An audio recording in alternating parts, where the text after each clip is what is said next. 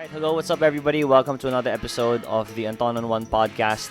For today, it's gonna be an Anton on One with himself. That's right, it's gonna be with me lang. I know that for the past episodes, it's been interviews with a guest, but then I felt like today it would be good to speak up more by myself, let my individual voice be heard. I do have a lot of opinions that I wanna express, and I really wanna talk about the struggles, the challenges that I've been going through as a freelancer during the pandemic. I thought it would be interesting and different if I gave my opinions, I gave my experiences, and I'll share my thoughts while I'm still struggling, while I'm still working. Because we usually hear the stories of people, who have made it to the mountaintop. We hear the stories of people after the fact na lang. But how about for this one episode, what if we try to dig in and pick my brain on what it's like while you're in it? Because I feel like this is something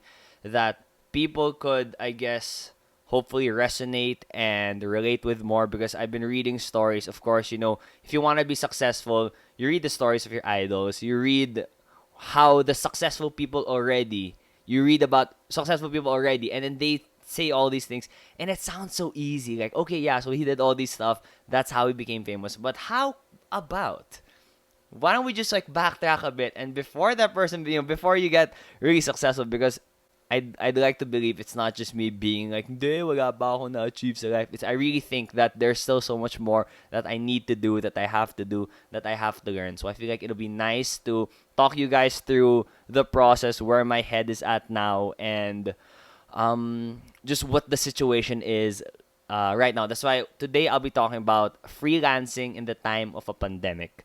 Before I start my discussion with myself for today, I just want to correct something. From my last episode last week with EJ Nation, we talked about the term POC, or person of color, and we did say that when we were discussing, it was the first time I heard of that term. I thought it was just for African Americans, but I did some more research online, and it's kind of hard to look for the most legit source online when it comes to a term that people use a lot on the internet. Like, there's no one governing, this is the site you go to if you want to know what these different acronyms mean, diba? Like, everybody knows LOL means laugh out loud, or WTF means what the diba? But for example, Phil Dunphy thought WTF means why the face. There's no one source that's like, hey Phil, WTF doesn't mean why the face. It actually means what the Okay, so POC, this is from slangit.com. I looked at different links, but I feel like this is the one that best describes it. POC stands for person or people of color, and is commonly used in America to refer individuals with skin tones that differ from white Caucasians. Alright, so it's not just for African Americans. It could be for Asian Americans, Latino Americans, Middle Eastern Americans, Native Americans, etc., as long as it's not white. So it's a term that's used by white people to describe people that aren't white. Kaya nga naman, people of color, kasi iba-ibang kulay. So yeah, that's what POC means. Let's get on with the episode. So for those of you who don't know, I'm an events host. I'm a dance fitness instructor, and if you're listening to this or watching this, obviously you know that I'm a podcaster. But ever since the pandemic, there have been no live events. There have been no events to choreograph. Everything has been virtual. And although there have been some opportunities when it comes to virtual hosting, when it comes to teaching dance fitness online, it's really different. And it's really, if you would be the type of person who measures his success and his value in work solely on the financial aspect, I have to admit that it is one of the factors that I stress over about, but I'm in the process of learning and accepting that that's not the only thing that matters. Obviously, it's not just about the money. You don't work just for the money. And I got another. So the pandemic was one hit, and then another hit was the ABS-CBN retrenchment, because obviously MYX is a part of ABS-CBN. So the end of August, they had to let go of a lot of people, a lot of the staff, and a lot of the VJs, including myself. That's why I haven't been with MYX recently, but there is still hope. The door isn't closed, and I'm really still hopeful and I'm praying that one day, we can come back in MYX. And there have been some talks with some future potential collaborations. For sure, I'm gonna be updating it here on all my social media accounts at Doremi Fausto, kung hindi nyo pa na-follow. But yeah, the reality is right now, for the past month and a half, I have been sort of kind of back to where I was after college, where I'm not really employed. I'm freelancing is really my main thing right now, and it's really challenging. Not just because there's a pandemic, not just because you know life is just different, but it's just really tough if you don't really know where your next paycheck's gonna come from. If you don't know what your schedule's gonna be like next week. At first, it was kind of amusing na parang, oh, dami kong free time. But then, actually, it's not that fun. Because there's always that state of worry. You don't have that security that, that you're going to have work next week. You know that you just have to do these specific tasks and then you'll be getting these quote-unquote rewards. You're going to get paid for it.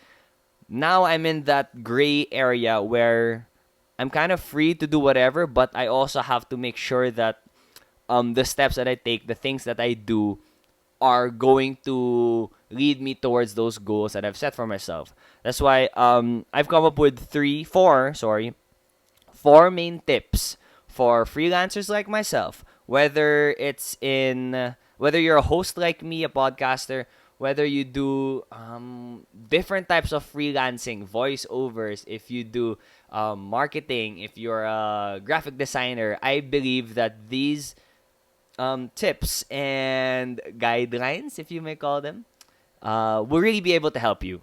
My first tip is to learn to calm down and be okay with things not going your way. And I want to put an emphasis on the word learn, because growing up, when you hear the phrase "calm down," it sounds like an automatic command. Like if you tell a dog to sit, if the dog is trained and you tell the dog to sit, it's gonna sit. I thought it was kind of the same with a person. Like if you tell the person to calm down, like I thought that parang it's sort of already wired in the back of our heads that we just know how to calm down. But I actually have to learn to calm down, because when you're in a state of panic or in a state of anxiety or stress, you can't just switch it and calm down, diba, automatically. So you have to learn how to calm down, because the first reality of being a freelancer is that not everything's always going to go your way. There are going to be times that you're going to be really busy, you have a lot of work, and it's going to feel great. But, more often than not, you have a lot of lull times where you don't know what's going to happen. You don't know, when your next work is going to be, if you're going to get another opportunity, or if these people, inquiring about you, are you going to get to push through with that project or not? So you have to learn how to calm down. And how I'm learning to calm down, I did try this 30-day, what's that, 30-day? Like 21-day meditation routine. Because usually, if you think calm down, oh, you have to be centered, you have to be chill. So I thought meditating would be like, oh, hey, once I learn how to meditate, edi, okay na, I should be able to calm down. But it didn't 100% work for me, although it really did help me a lot of times. It helped me sort of get in the mood in the morning. Before I start my day, I would take around 5 minutes to meditate. And also, because honestly, past 5 minutes, my mind's already thinking of something else. And that's the thing about me. My mind, for those who know me, knows that it just keeps going non-stop. As in, how can I think of an analogy of my mind? For example, Sisyphus. That dude never stops pushing the rock up the mountain. I don't think he actually gets to take breaks where he's gonna sit down, hold the rock, and then go back up. I feel like my mind's kind of the same thing. Like, it just keeps on going. It keeps on. Sometimes it's going faster. Sometimes it's going a little slow. But more often than not, it just keeps on going. So I had to think of different ways on how to calm down. Because if you're always stressed, if you're panicking, you're not really going to get to do the things that you're supposed to do. And it's really stressful. So besides meditating, I learned that filling my day with different tasks to do actually helps me calm down. It's contrary to the belief that if you're not doing, we would think that if you're not doing anything, you're chill, you're gonna be relaxed. But it's actually that state of idleness that I think makes me anxious the most. It's the one that worries me the most, when I kind of have nothing to do. So what I would do is I would look for things I had to do, different tasks. And the key here is that it doesn't always have to be about your career. A lot of people have been getting into the plantito plantita game. Actually, I actually saw this meme. Shout out to Felix Espina. Diba there's plantito, plantita, there's plant, plunko, but my favorite is the hagamamser. Papugs, yun lang. So that's an example of stuff that aren't necessarily. It's not about work, but then just having that other commitment to keep yourself busy, to keep yourself preoccupied. One takes your mind out of the constant. It takes your mind out of a state of idleness, so you're not gonna get that the default worry when you're not really doing anything. For myself, what I did, I made this room my room like a personal project. I bought a lamp. I moved around the furniture. I tried to look for different angles. I tried to move things around and sort of feel like, okay, what energy is the best for me? Because you need to have those mini projects. You have to have those things every now and then that sort of keep you preoccupied and give you that sense of accomplishment. Okay? It gives you that sense of that you got to achieve something. And this is going to be all up to you because it doesn't have to depend on any other person. It doesn't depend on if a brand gets you for a project or, if an agency contacts you to do this type of work for them. It's all up to you. So it's really important. I used to look at hobbies and yung mga things for fun. I used to think that they were just things do you do for fun. But, I'm learning that they actually have like legit benefits and they can actually really help you when you want to achieve your goals. And in line with that, number two is to prioritize yourself. Okay? When I mean prioritize yourself, I mean that career doesn't always have to come first. Okay? Especially if you're not okay. It's really that reality now that, and also I think as someone in my 20s, someone who graduated from Ateneo, there are big expectations, and the expectations I'm sharing. My parents aren't the ones that are really like, oh, ano, trabaho ka na, wala bang ginagawa, magkano ba sweldo mo? They're not. They're not. They have expectations, of course, but the biggest expectations, the heaviest expectations, come from myself, and it comes from myself with what I think other people will expect of me. And it's not, again, I have great friends, I have a great support system. It's not like no one has ever come up to me and be like, oh, Anton, ba't wala akong ginagawa? It's really just coming from me. And those expectations sort of build up and add up to that anxiety I would have relating to number one. So you have to be able to prioritize yourself because if you're not okay, if you're not in a good state mentally, emotionally, physically, then you can't expect to do good work in your career because you can't. Although it's good to compartmentalize.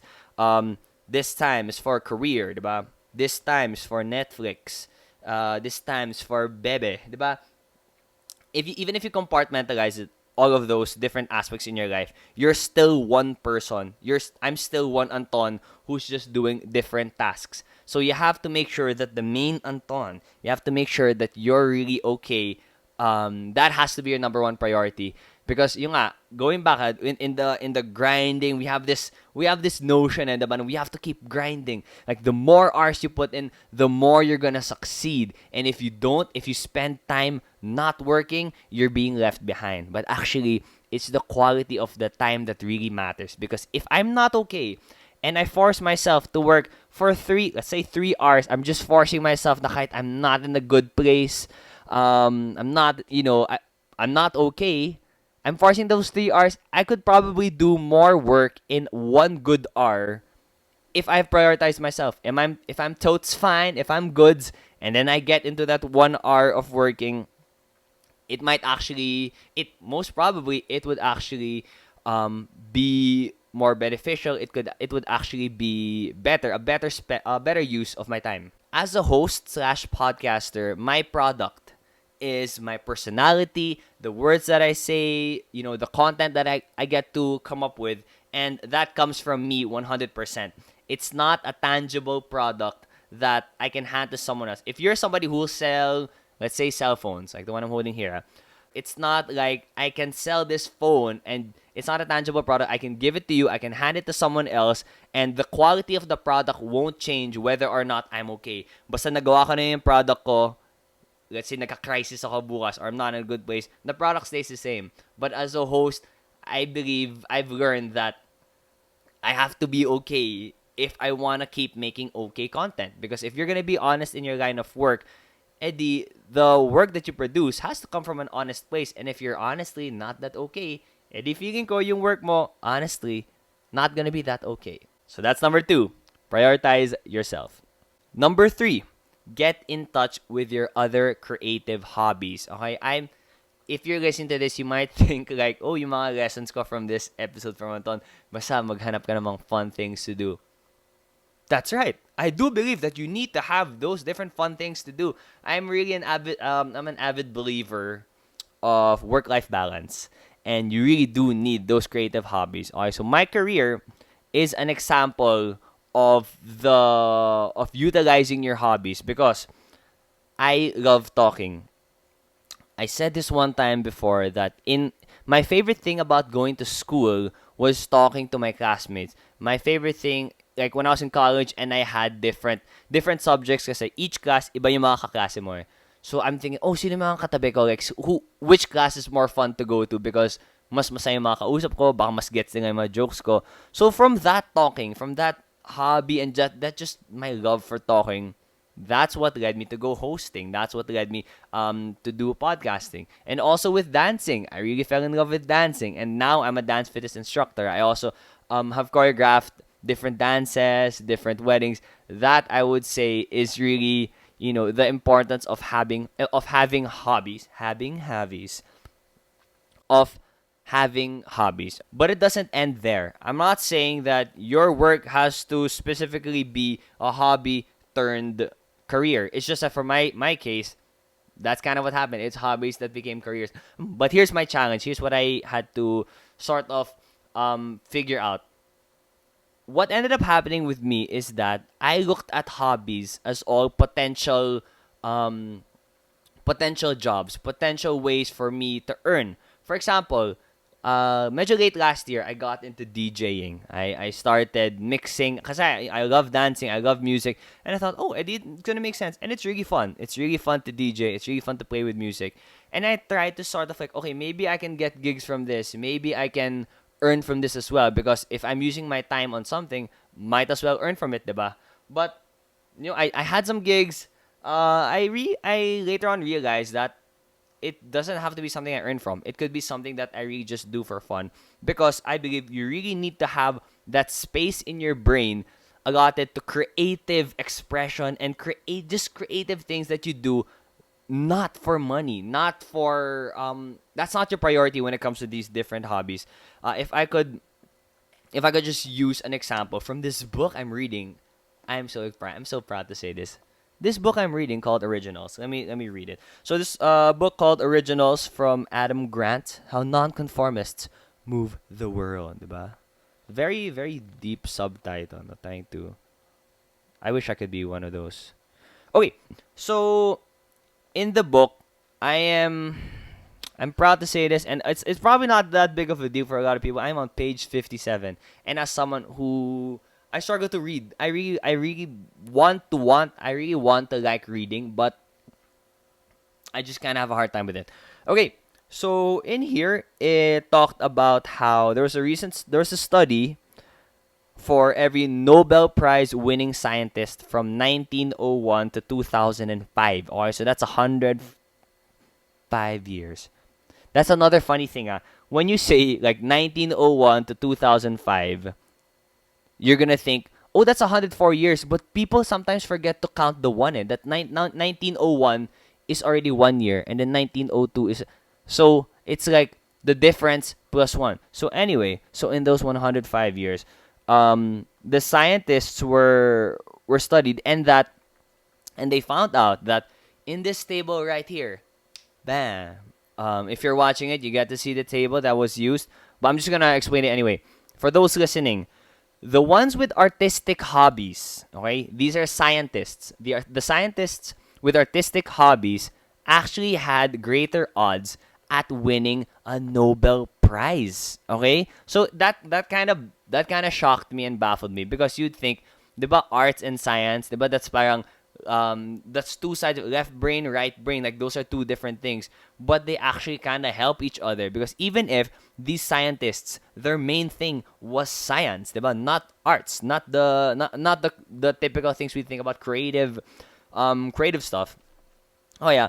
If you played music, if you have artistic hobbies in music, playing an instrument, composing, or conducting, you had a two times greater chance, greater odds for winning a Nobel Prize. And just moving down to the table, if you're a performer, amateur actor, dancer, wink wink, or magician, you had a 22 times greater, odds for winning a Nobel Prize. That's kind of crazy.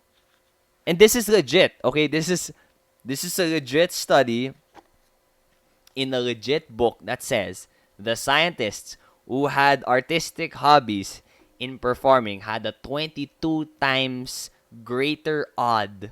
22 times, basta 22 times more chances that they're gonna win a Nobel Prize. So that really just shows the value of hobbies outside the fact that it's just fun to do. It's something fun to do with your time.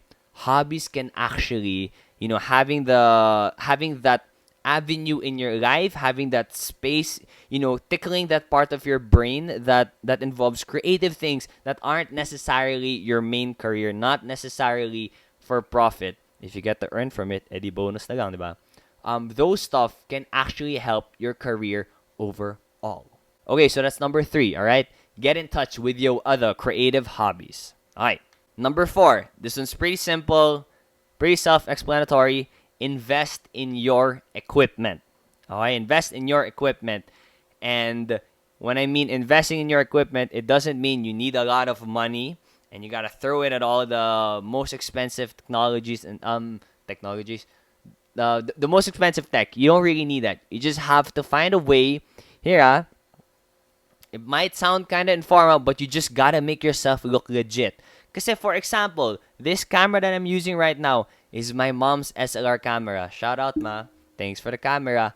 This totally looks more legit than my past episodes where I'm using my laptop webcam or I'm using a phone camera. Okay, you just gotta get creative and find ways to increase the quality, just up the legitness of your stuff. Because if you invest in your tech, if you make the look of your work better, then the overall quality of your work is gonna get better. So let's say there are two videos. Imagine two short 1-minute clips. Exactly the same words by the same person. If one of them is in a very low quality camera, very low quality video, compared to one, parang ganito, SLR, tas naka-microphone pa, diba? Malamang that one, the one with an SLR and the good microphone, is gonna be a better output. It's gonna be better work, even if, as the host, as the speaker, it was just the same thing you did. You said the same things. You said it the same way. The tech part, and also in the day and age we are in today, it's not anymore just like an added advantage na parang, oh, kung may magandang tech ka, oh, it's an added on thing na lang, parang power up na lang siya. Because actually, it's a necessity now. If you don't keep up with the tech that's available to use, especially in a very virtual world we're living in now, you're just gonna be left behind. It's not anymore gonna be just an add-on. Okay, I believe it's a necessity now. Okay, so that's your lighting. For people who'd also want to do video podcasting or want to take videos, depending on whatever your content would be, that's lighting. That's your microphone. That's your camera. That's your setup. That's your background. That's everything. Just gotta invest in your equipment. Make yourself look legit. That's number 4. So those are my 4 tips on freelancing in the pandemic. Again, no matter what your career might be, if you're a podcaster and a host like me, I do hope that these tips can help you. Coming from a fellow struggling freelancer, I do believe we have a brighter future ahead of us. To everybody like me, trying to figure this thing out.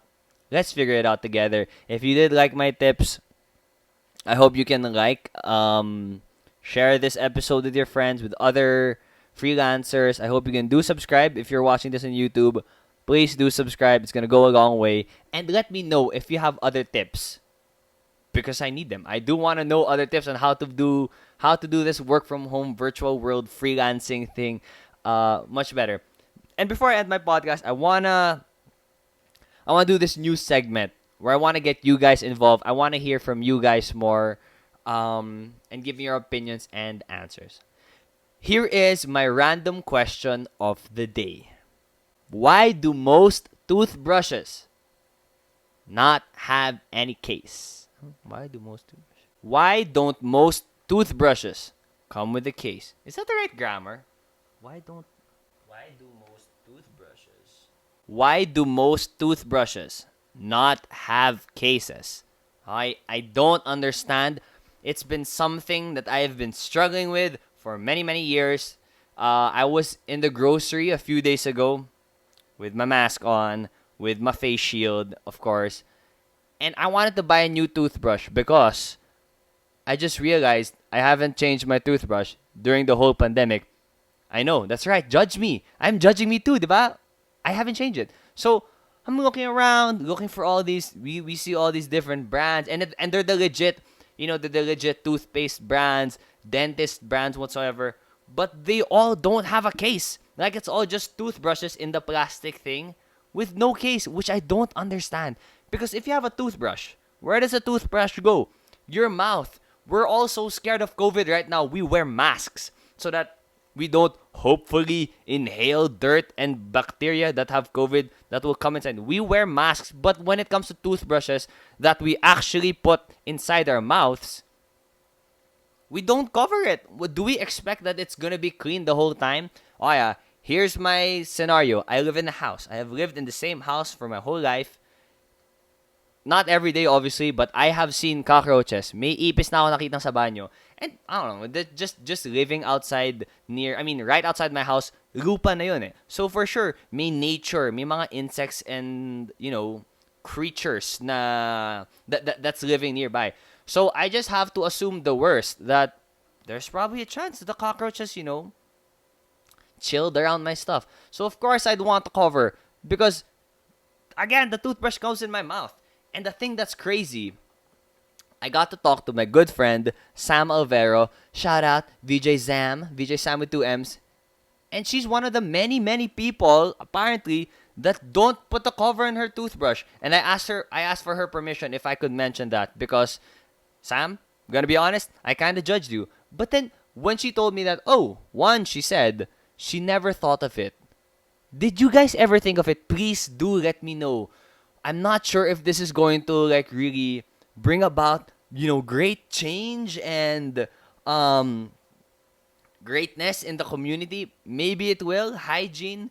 But then, do you guys use covers in your toothbrush? Because my whole family, we really thought that it was like, yeah, magamang, you should have a cover in your toothbrush, diba?